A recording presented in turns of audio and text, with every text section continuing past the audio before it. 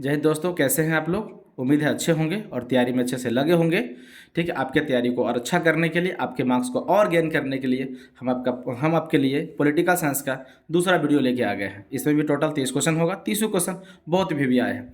आप टोटल को सुन लीजिए, देख लीजिए और कॉपी पे नोट कर लीजिए। उसके बीच बीच में आप इसे याद करते रहिएगा और एग्जाम से पहले जरूर एक बार सुन के जाइएगा। ठीक है, चलिए देखते हैं। फर्स्ट क्वेश्चन है, भारत में क्षेत्रीय दलों की महत्व क्या है। भारत में क्षेत्रीय दलों की महत्व क्या है या महत्व क्या है। आंसर लिखेंगे, भारत में क्षेत्रीय दलों का महत्व निम्नलिखित है। नंबर 1 में लिखेंगे, ये दल स्थानीय और क्षेत्रीय समस्याओं को राष्ट्रीय स्तर पर उठाते हैं।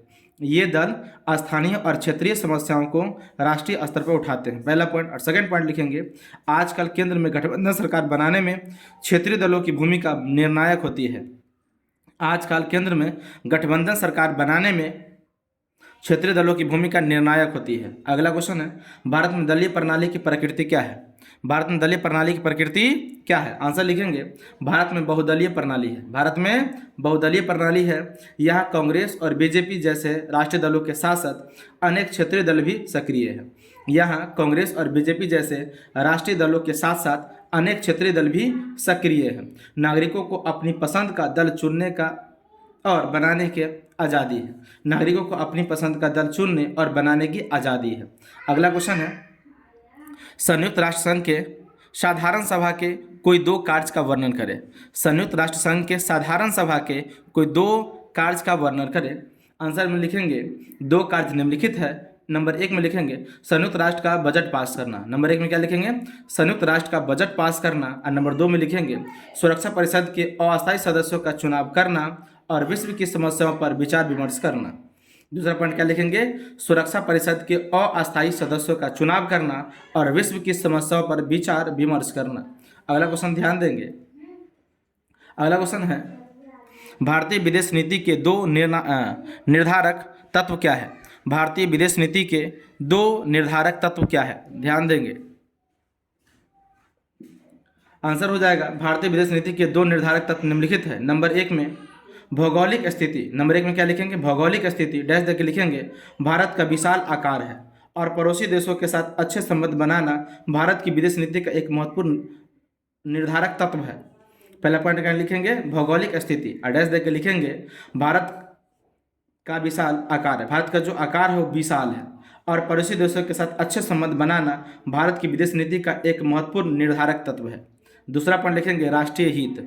दूसरा पॉइंट क्या लिखना है, दूसरा पॉइंट राष्ट्रीय हित डैश देके लिखेंगे, देश की सुरक्षा, आर्थिक विकास और विश्व शांति को बढ़ावा देना।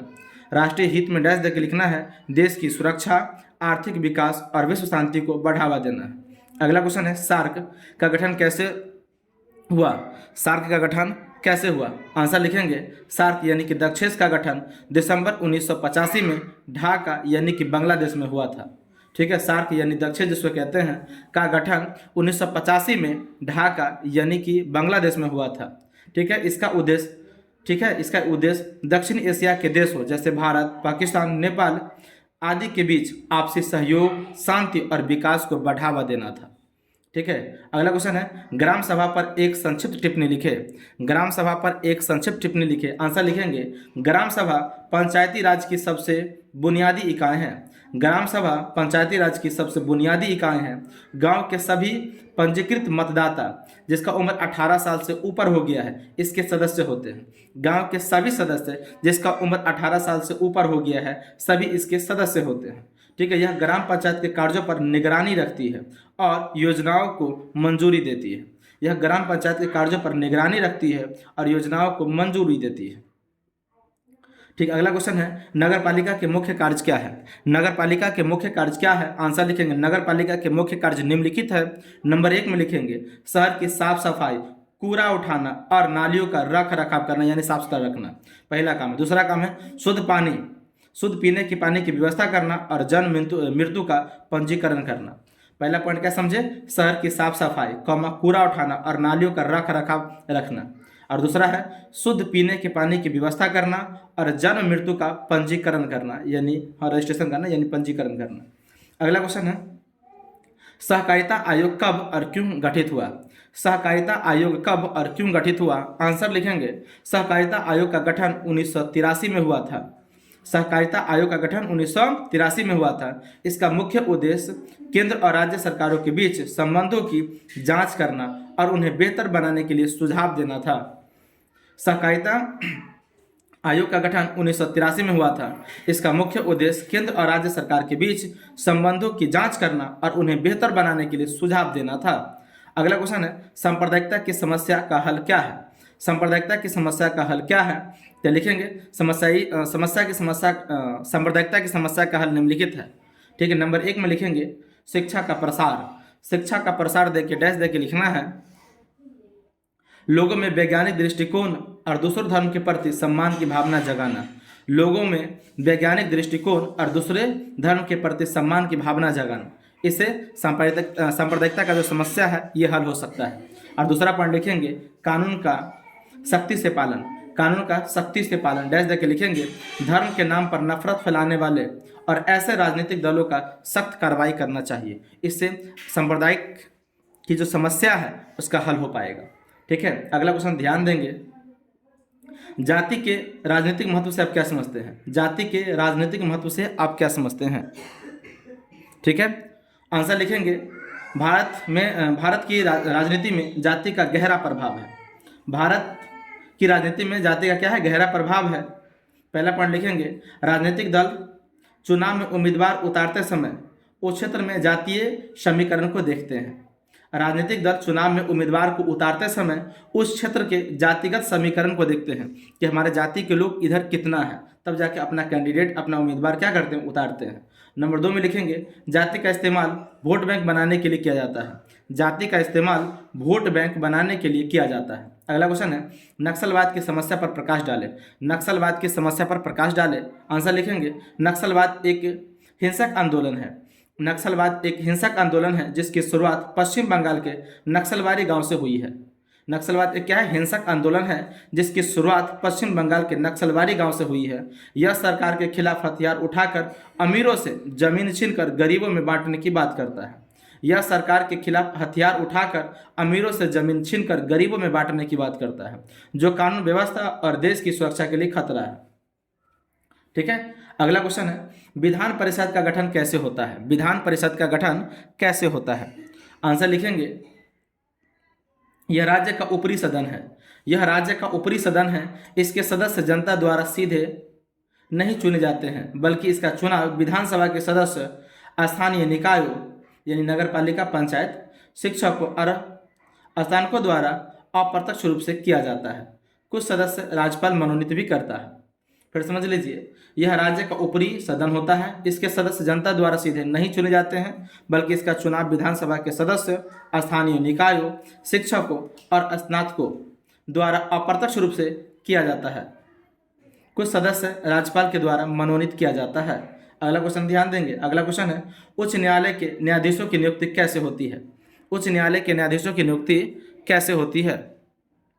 आंसर लिखेंगे उच्च न्यायालय, जिसको हाई कोर्ट कहते हैं, उच्च न्यायालय के जजों की नियुक्ति राष्ट्रपति द्वारा की जाती है। उच्च न्यायालय यानी कि हाई कोर्ट के जजों की नियुक्ति राष्ट्रपति द्वारा की जाती है। इसके लिए वे भारत के मुख्य न्यायाधीश और उस राज्य के राज्यपाल से सलाह लेते हैं। ठीक है, इसके लिए वे भारत के मुख्य न्यायाधीश और उस राज्य के राज्यपाल से सलाह लेते हैं। अगला क्वेश्चन है राज्य में राष्ट्रपति शासन कब लगाया जाता है?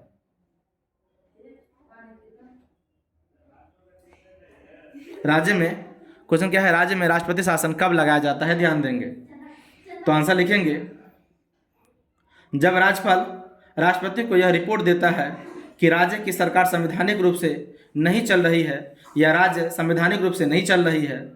ठीक है, तब राष्ट्रपति शासन लगाया जाता है। ठीक है, यह अनुच्छेद 356 के तहत लगता है। ठीक है, जब राज्यपाल राष्ट्रपति को यह रिपोर्ट देता है कि राज्य की सरकार संविधान के अनुसार नहीं चल पा रही है, ठीक है, तब राष्ट्रपति शासन लगाया जाता है। अगला क्वेश्चन सुनेंगे। अगला क्वेश्चन है मुख्यमंत्री के किन्हीं दो कार्यों का उल्लेख करें। मुख्यमंत्री के किन्हीं दो कार्यों का उल्लेख करें। आंसर लिखेंगे मुख्यमंत्री के दो कार्य निम्नलिखित है। नंबर 1 मंत्री परिषद का निर्माण।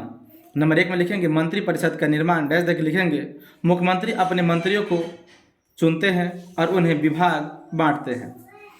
मुख्यमंत्री अपने मंत्रियों को चुनते हैं और उन्हें विभाग जैसे शिक्षा स्वास्थ्य का जो विभाग है वो बांटते हैं। दूसरा पॉइंट लिखेंगे राज्यपाल को सलाह देकर डैश देकर लिखेंगे वे शासन के मामलों में राज्यपाल को शासन की जानकारी और सलाह भी देते हैं। वे शासन के मामलों में राज्यपाल को सलाह यानी शासन की जानकारी और सलाह भी देते हैं। अगला क्वेश्चन है भारत में कितने प्रकार के आपातकाल घोषित किए जा सकते हैं?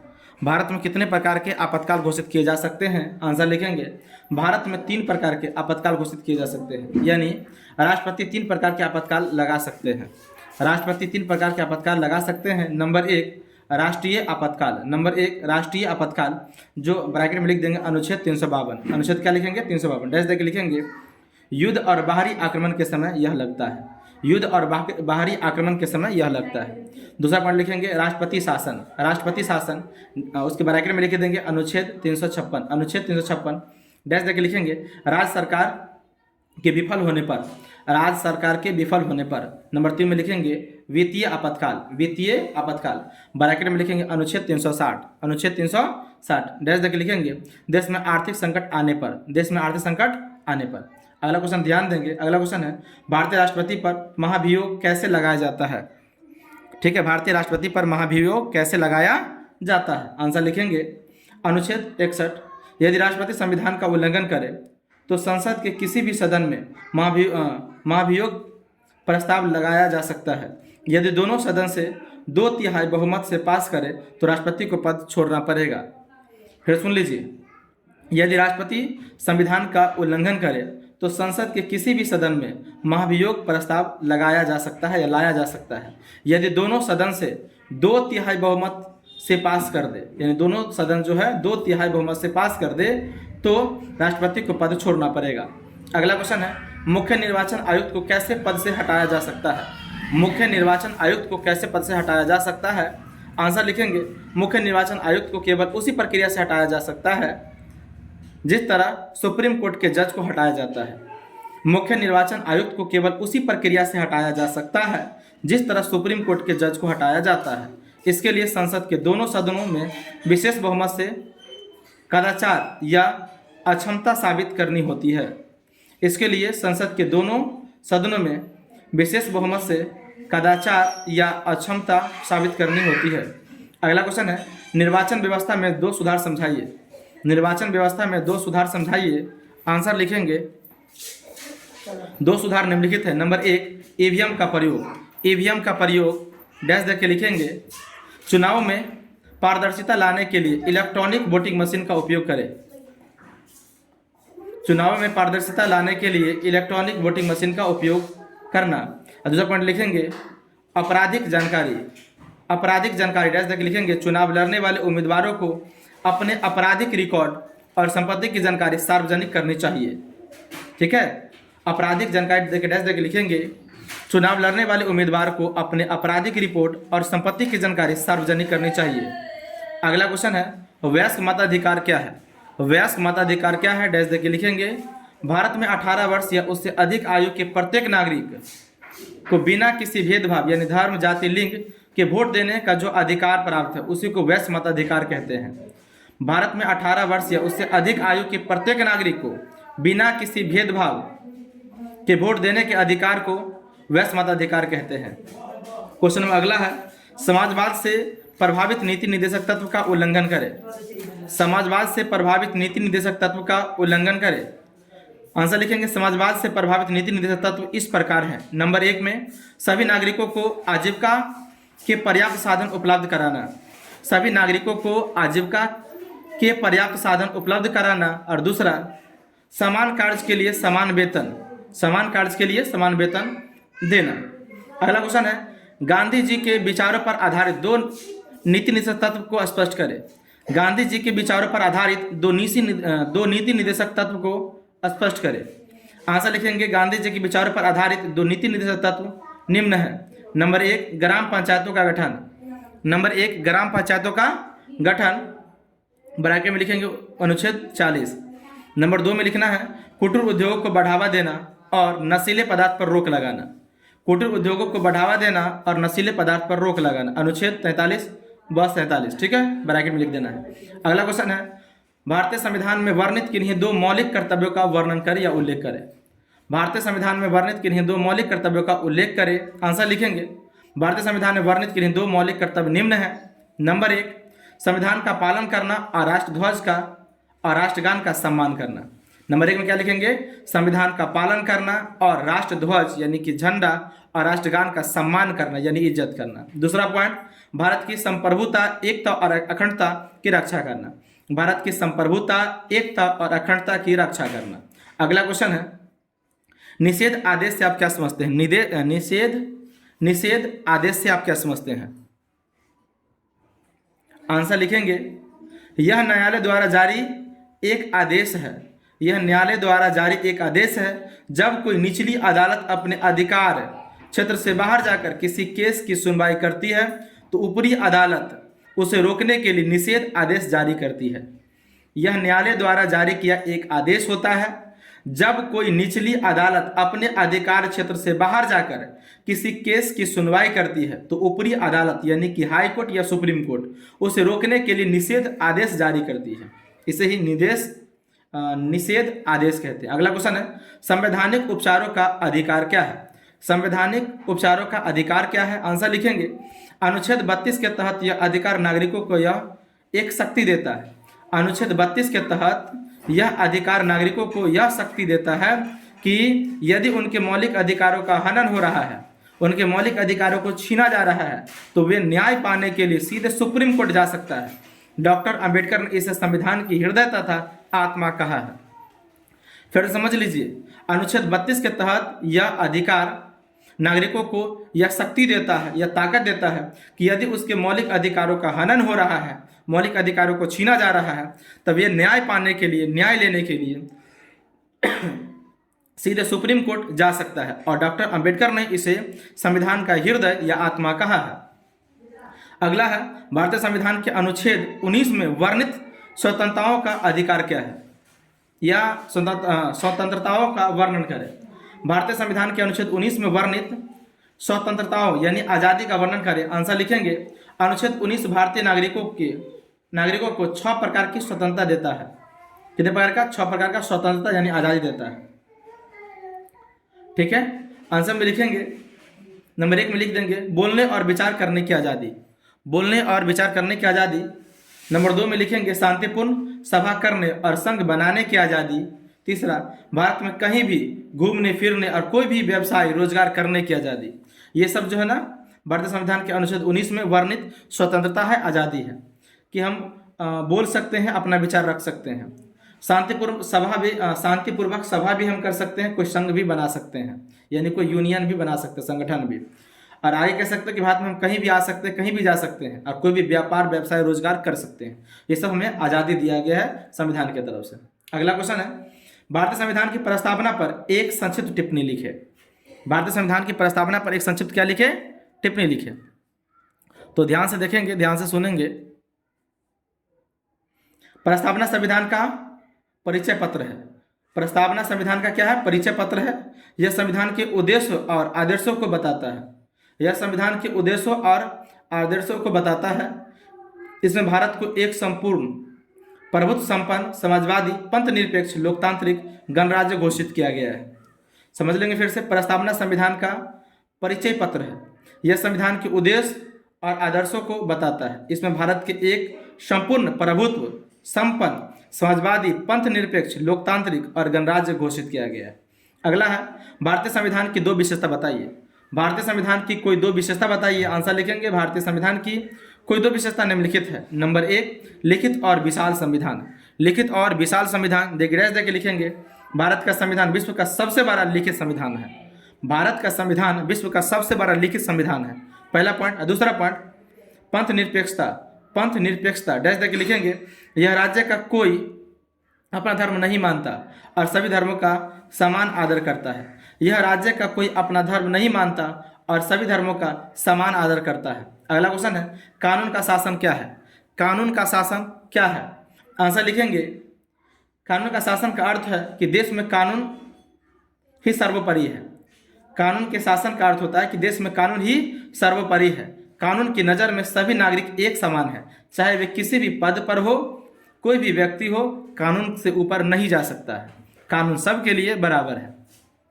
अगला क्वेश्चन है, गणतंत्र से क्या अभिप्राय है?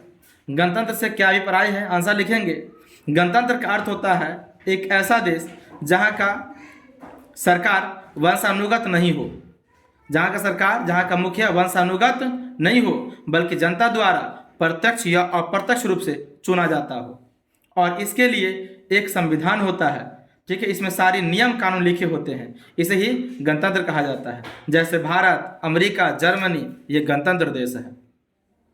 ठीक है, अब समझ गए होंगे, फिर से सुन लीजिए। गणतंत्र का अर्थ होता है एक ऐसा देश जहाँ का मुखिया यानी जहाँ का सरकार वंशानुगत नहीं होता है, बल्कि जनता के द्वारा प्रत्यक्ष या अप्रत्यक्ष रूप से चुना जाता है, और इसके लिए एक संविधान होता है जिसमें सारे नियम कानून लिखे होते हैं। ठीक है, इसे ही गणतंत्र कहते हैं। उदाहरण के लिए भारत, अमेरिका, जर्मनी आदि गणतंत्र देश है।